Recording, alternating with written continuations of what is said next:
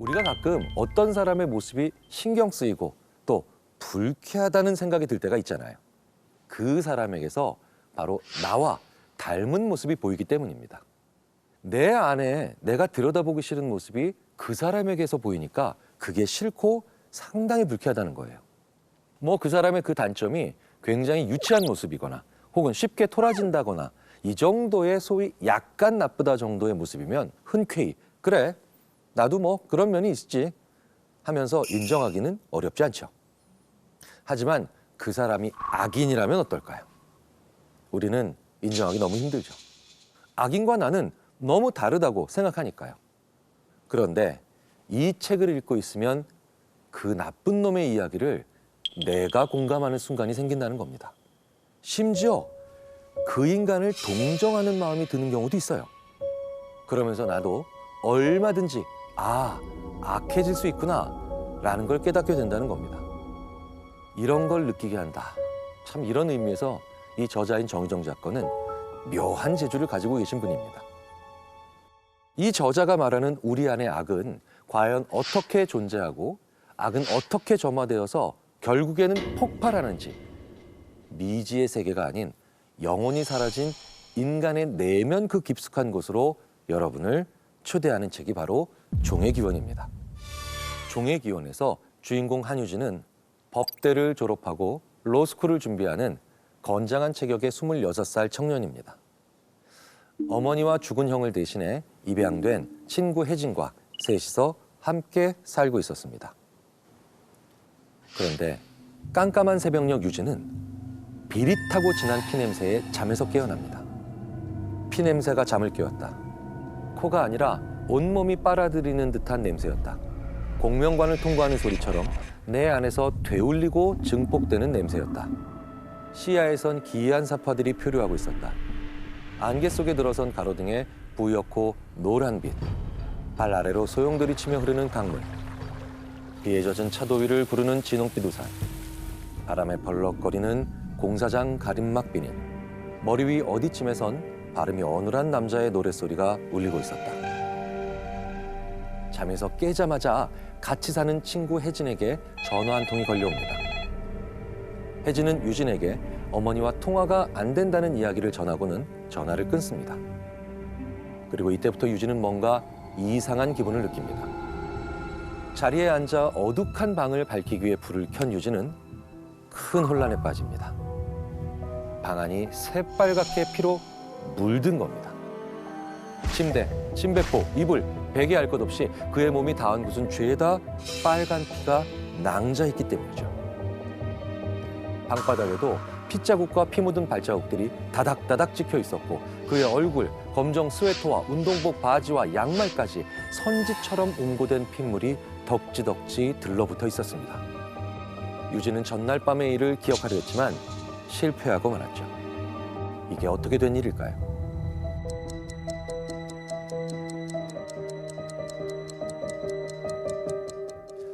유진은 어렸을 적 가족여행에서 사고로 아버지와 1살 터울의 형을 잃었습니다. 이 사고 이후 유진은 정신과 의사인 이모 혜원이 처방해준 정체불명의 약을 매일 거르지 않고 먹기 시작합니다. 하지만 유진은 이 약이 영 찝찝합니다. 이 약만 먹었다 하면 유진은 머리에는 손오공의 금고알을, 손과 발에는 족쇄를 채우는 느낌이 들었거든요. 그래서 종종 두통 때문에 대굴대굴 굴렀고 이명 때문에 귀가 늘 시끄러웠습니다. 심지어는 기억이 툭툭 하면서 끊긴다는 느낌이 들 때도 종종 있었죠. 몸의 움직임은 둔해지고 체력도 급격하게 떨어집니다. 급기야 유진은 이 약을 내 인생이라는 풀밭에 풀어놓은 뱀이었다. 생의 중요한 순간마다 번번이 놈에게 발목을 물어뜯기고 주저앉았다. 이렇게 표현할 정도로 싫어했습니다. 유진이 이렇게 괴로워했지만 어머니와 이모는 치명적이지 않다는 이유로 약의 복용을 중단하지 않았다는 거죠. 약의 부작용을 견디며 촉망받는 수영선수가 된 유진은 16살에 약을 끊고 경기에 출전했다가 그 대가로 경기 도중 첫 번째 발작을 일으켜 선수 생활에 종지부를 찍는데요. 이쯤에서 왜 유진이 이 약을 안 먹으려고 하는지 궁금하시겠죠? 물론 부작용 때문이기도 하겠습니다만 유진은 환상을 얻기 위해 약을 끊는다 말합니다. 약물 중독자들은 대부분 환상을 쫓느라 약을 먹는다. 내 경우는 반대다. 환상을 얻으려면 약을 끊어야 한다. 끊은 지 얼마 후면 마법의 시간이 열린다. 약물 부작용인 두통과 이명이 사라지고 후각이 개같이 예민해진다. 머리는 그 어느 때보다 기민하게 돌아가고 생각 대신 직관으로 세상을 읽어드린다. 내가 내 인생을 지배하고 있다고 느낀다. 인간이 만만해진다. 하지만 이에 대한 대가로 가끔씩 의식이 스스로 깨어날 때까지 길고도 깊은 잠을 자는 발작도 찾아옵니다. 한없이 몸을 무기력하게 만드는 약과 늘 주눅들게 하는 어머니의 철저한 규칙, 그리고 자신을 마음대로 조종하는 듯한 기분 나쁜 이모 회원의 감시 아래 자유로운 삶을 살 수 없었던 유진은 가끔씩 약을 끊고 어머니 몰래 옥상으로 연결된 비산계단을 통해 외출하는 것으로 위안을 삼아왔습니다. 유진은 약을 끊으면 소위 개병이라는 것이 찾아오는데 힘이 남아도는 근육들 때문에 몸을 주체할 수가 없어 몰래 외출을 한다는 게 그의 설명입니다. 나름 스트레스를 푸는 방식 중에 하나였겠죠. 이날도 유진은 매일 먹어야 하는 약을 며칠간 끊은 상태였습니다. 전날 밤 유진은 그 개병이 또 도져서 옥상을 통해 몰래 또 외출을 감행한 거죠. 하지만 이날의 외출로 인해 유진의 인생이 완전히 바뀌는 전환점을 맞게 됩니다. 방문을 당겨 열고 복도로 나갔다. 벽에 붙은 스위치를 눌러 불을 켰다. 핏자국과 발자국이 방문에서 복도를 지나 계단까지 쭉 이어져 있었다. 금붕어가 구름 속을 헤엄쳐 다니거나 황금 파도가 일렁이는 바다를 보면 이런 기분이 들까?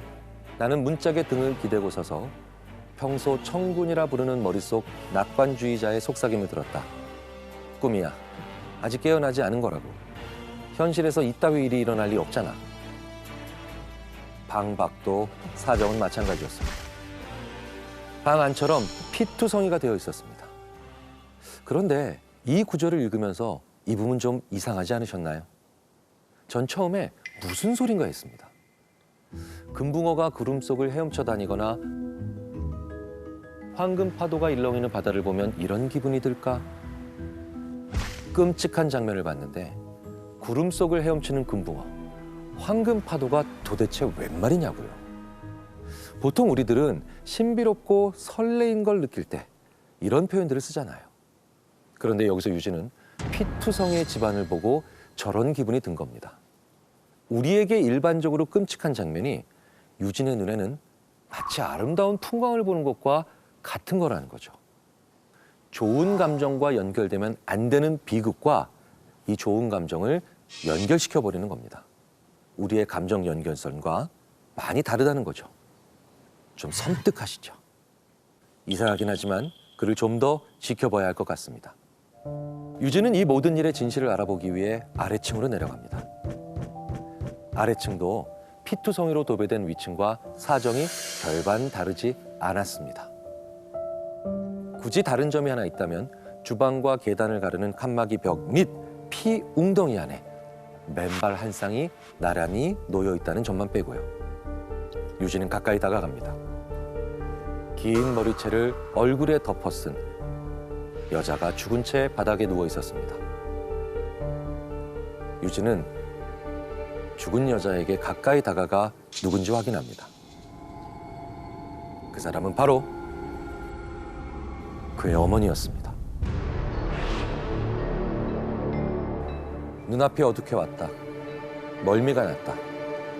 몸을 움직일 수가 없었다. 숨을 쉴 수가 없었다. 뱃속에 뜨거운 모래가 가득 들어찬 기분이었다. 할 수 있는 일은 어머니 곁에 주저앉은 채로 기다리는 것뿐이었다. 암전된 머릿속에 불이 들어오기를, 그리하여 뭔가를 해볼 수 있기를, 내 안의 시계가 알람을 울려 이 악몽에서 건져내주기를 기대했다. 시간은 지루하게 흘러간다.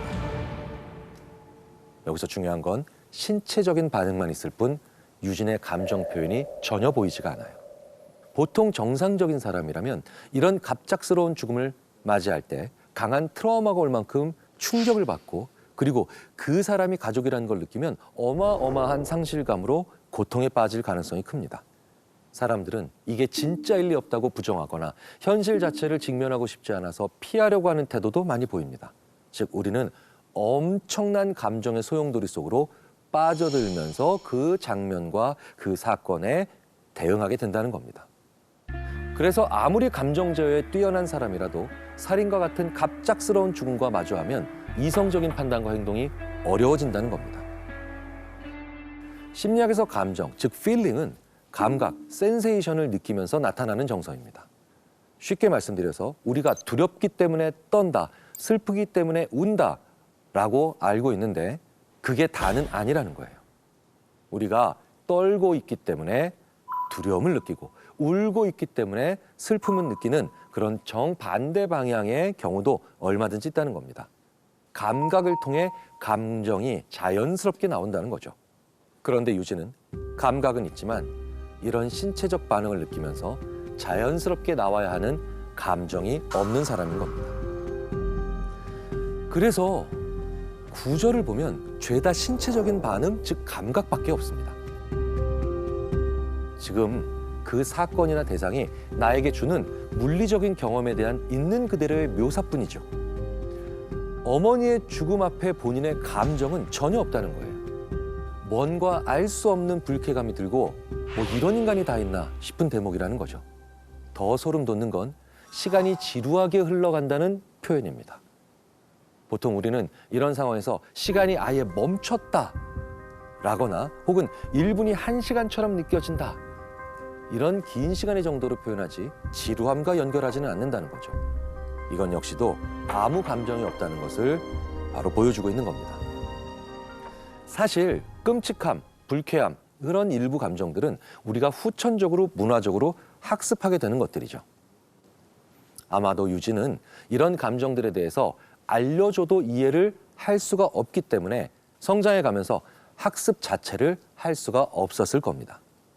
그래서 느끼지 못하는 거고요. 그리고 상상하기는 싫지만 대부분 이런 상황이 찾아왔을 때 정상적인 사람이라면 가장 먼저 해야 할 일은 아마도 119, 112 이렇게 급하게 도움을 요청했을 겁니다. 하지만 놀랍게도 유진은 굉장히 이성적이고 논리적으로 이 사건을 그저 바라본다는 거죠. 어머니의 살인 현장에서 제3자의 흔적을 찾으면 찾을수록 모든 증거들은 한 사람을 지목하고 있었습니다. 책의 화자이자 주인공인 유진을 말이죠. 그는 자신이 범인일 리 없다고 온갖 논리와 가설을 세워보지만 침대와 협탁 사이에 떨어져 있는 결정적인 증거 하나를 발견하면서 무너집니다. 증거의 정체는 검붉은 핏물이 말라붙어 있는 면도칼이었습니다. 이 면도칼은 유진이 아버지의 유품 상자에서 발견해 가져온 물건이었습니다. 어머니 몰래 집어왔고 따로 간수하는 물건이 아니라 어머니 눈에 띄지 않도록 욕실 천장에다 감춰두고 있었죠. 자, 정리하자면 면도칼은 유진의 것이었습니다. 유진은 믿기지 않았습니다. 그도 그럴 것이 간간히 어머니의 환청만 들릴 뿐 유진은 새벽에 있었던 일이 전혀 기억나지 않았기 때문입니다. 그가 확인할 방법은 하나뿐이었죠. 한때 면도칼은 아버지를 추억하는 기념품이었으나 이제 전혀 다른 의미를 가진 물건이 돼 있었다. 제자리에 꽂히기를 기다리는 어떤 문의 열쇠였다. 일단 꽂고 나면 돌이킬 수 없을 자폭장치였다. 알아야 했다. 내 안에 나라고 믿는 나 말고 또 다른 누군가 있는지 그 누군가가 무슨 짓을 벌였는지 모르고는 세상 속에서 살아갈 길이 없었다. 아는 순간 지옥문이 활짝 열린다 할지라도 그로 인해 내 인생이 송두리째 엎어진다 해도 유진은 죽은 어머니의 턱을 잡고 입꼬리가 시작되는 왼쪽 귀 밑에 면도칼을 꼽습니다. 살인의 기억을 떠올려 보기 위해서였죠. 손이 저절로 움직이기 시작했고 느낌 하나하나가 완벽하게 익숙했습니다. 이건 어머니를 2번 죽이는 건데 아무리 악인이어도 이렇게까지 할까 싶어 정유정 작가는 이 부분을 넣을지 무려 5번이나 주저했다고 합니다. 하지만 이건 보통 사람의 사고방식이고요. 유진의 특이한 사고방식으로는 자신의 기억을 되살릴 수만 있다면 아무렇지 않았을 거라 생각해 넣었다고 하죠. 유진이 처음에 주저한 건 어머니를 2번 죽이는 게 끔찍해서가 아니라 자신이 죽인 사실을 확신하게 될까 봐 망설인 거라고 작가는 전합니다. 그동안 자신이 영위해왔던 생활이 깨지는 거니까요. 철저하게 자기중심적입니다. 이야기가 전개될수록 유진은 평범한 사람들과 세상을 읽는 법이 다른 듯 보입니다. 눈치를 채셨겠지만 우리는 유진과 같은 행동을 하는 사람들을 사이코패스라 부릅니다. 유진이는 포식자야. 사이코패스 중에서도 최고 레벨에 속하는 프레데터. 포식자는 보통 사람과 세상을 읽는 법이 다르다고 혜원이 말했다. 두려움도 없고 불안해하지도 않고 양심의 가책도 없고 남과 공감하지도 못한다고 했다. 그러면서 남의 감정은 귀신같이 읽고 이용하는 종족이라고 했다.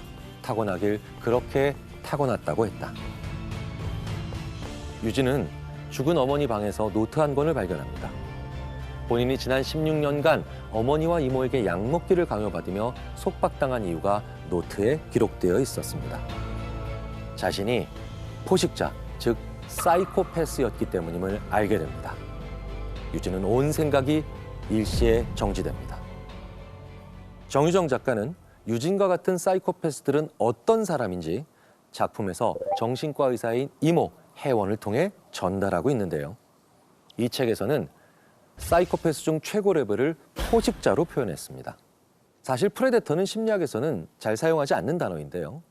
보통 최고 레벨에 속하는 것들을 대부분 포식자, 프레데터라 불러서 그렇게 표현한 것 같습니다.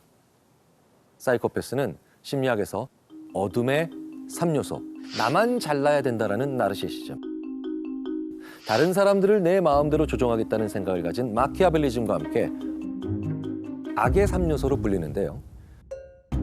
사이코패스는 자기의 마음 상태를 언어적으로 표시할 수는 있지만 감정적으로 매우 깊이가 얕은 혹은 깊이가 아예 없는 사람들로 정의되곤 합니다.